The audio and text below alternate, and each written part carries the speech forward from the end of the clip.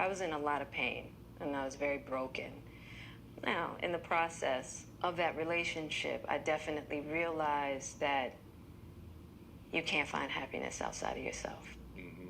There's something about that childhood trauma that feels as though it can be fixed through fixing people versus fixing me. Yeah. I just wanted to feel good. It had been so long since I felt good.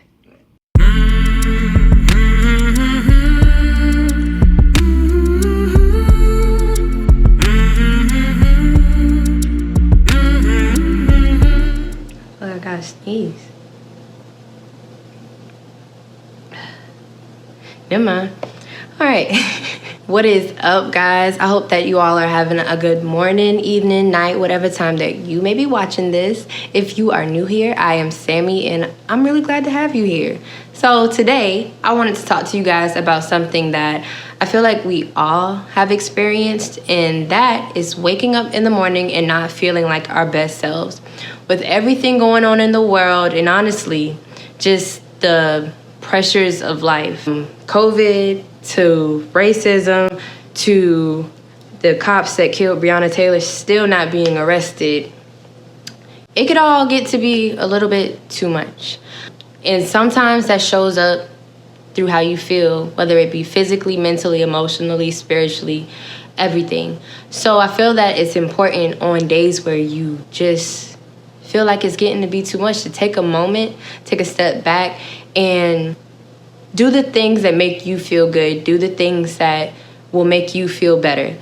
I am just going to be sharing with you guys a few tips and things that I have learned that help me to have a good day still, even when I don't feel like my best self at the time.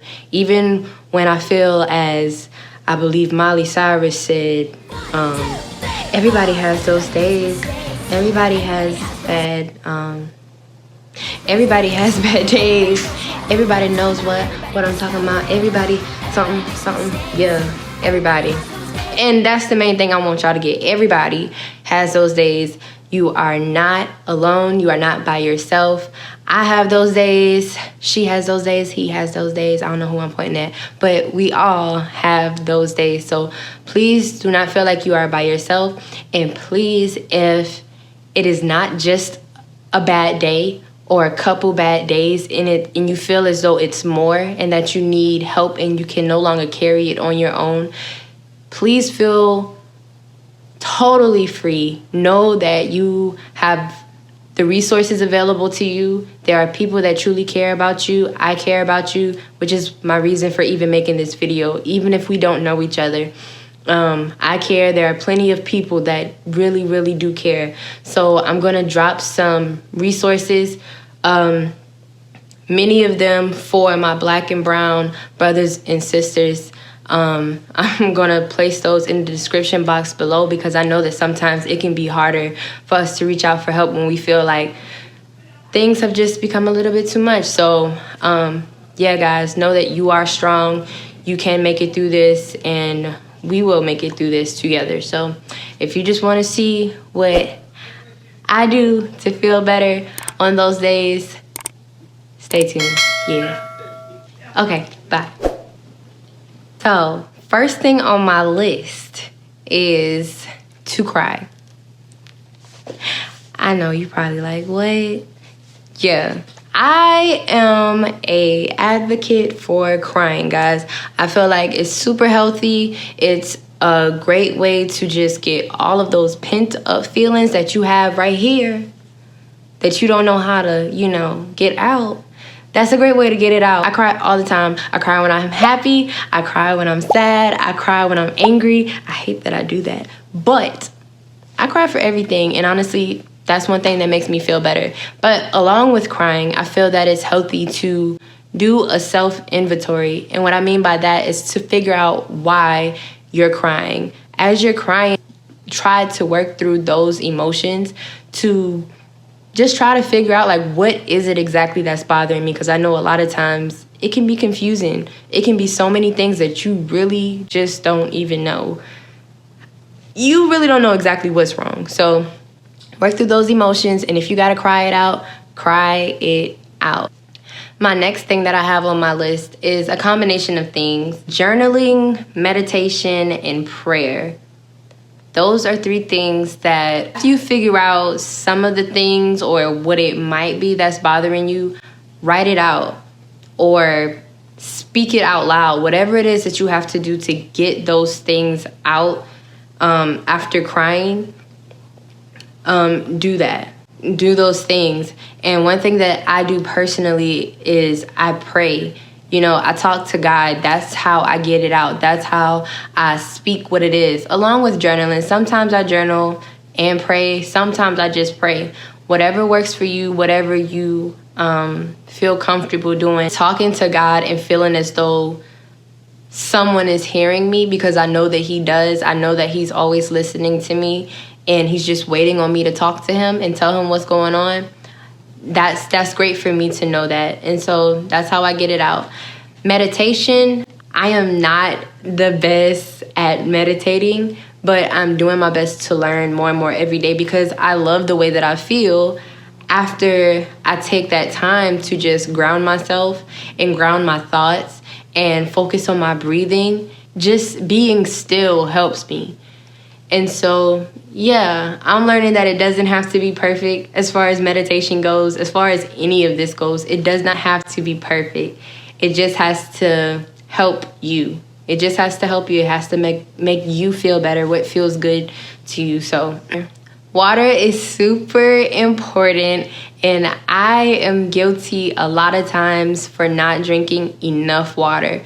I did not realize the connection that staying hydrated had towards your mental state and how your brain functioned. So research says that about 75% of your brain tissue is made out of water. So 3 ways that I read, and I'll drop the link in the description as well to where I got this information from.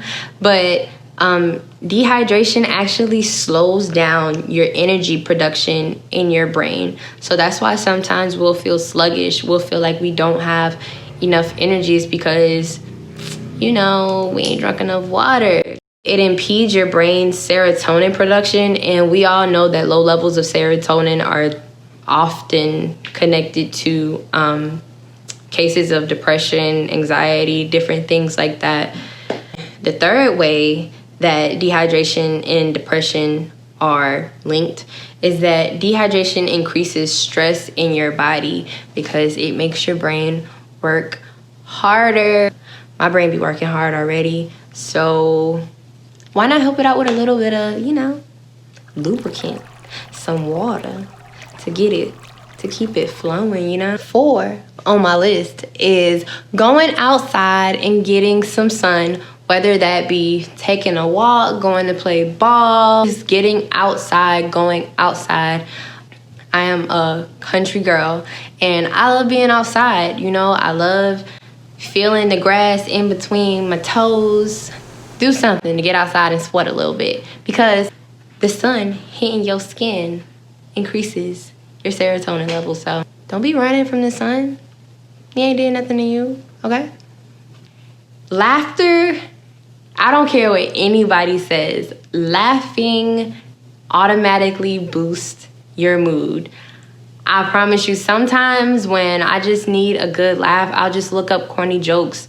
I'll just type in corny jokes on Google, and I will find the corniest joke, and I will laugh, and it makes me feel better. It makes me feel good to just laugh and allow myself to just feel that joy from that laughter. So watching funny videos like on YouTube, and my favorite is the 85 South Show. If I ever need a good laugh, y'all. Much love to all the ladies tonight that had that bra on yesterday.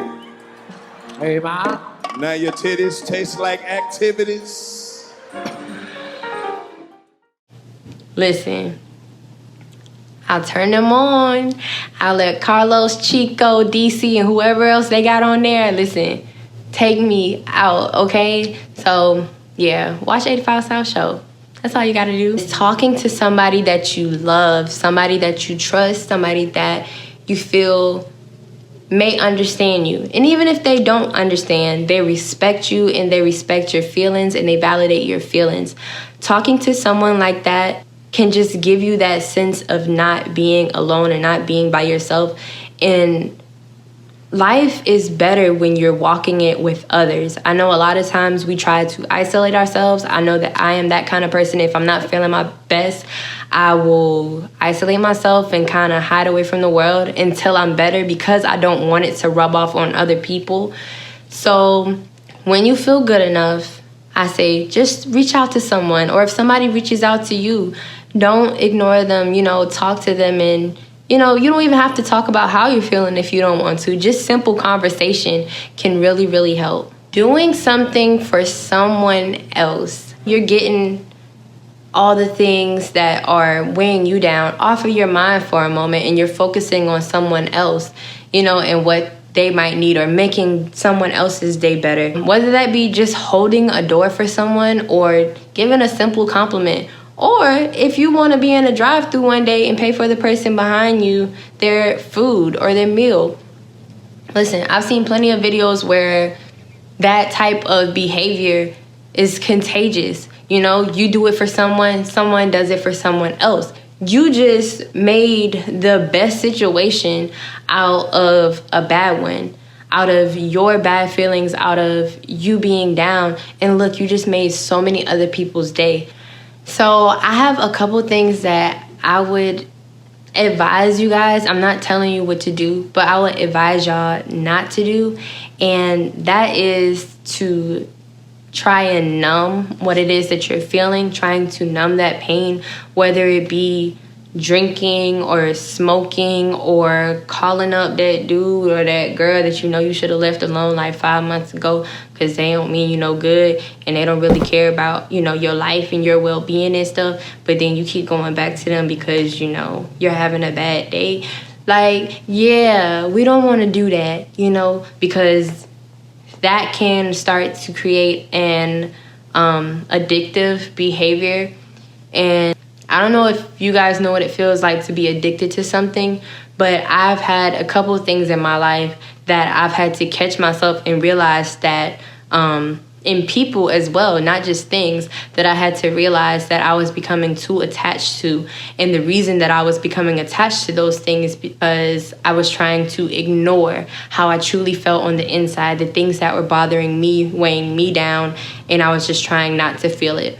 So I just want to advise you guys not to do that, because it doesn't make anything better at all. I promise. Numbing it, ignoring it, not the move. The last thing that I would beg you guys not to do is to believe the lie that you are by yourself and that you are alone and that no one sees you and that no one cares. Like I said in the beginning, we are all in this together. Every single person has had these feelings before where they've not felt their best. It is okay. Know that you have the resources, the people, the love there for you. And you just have to reach out for somebody to grab your hand.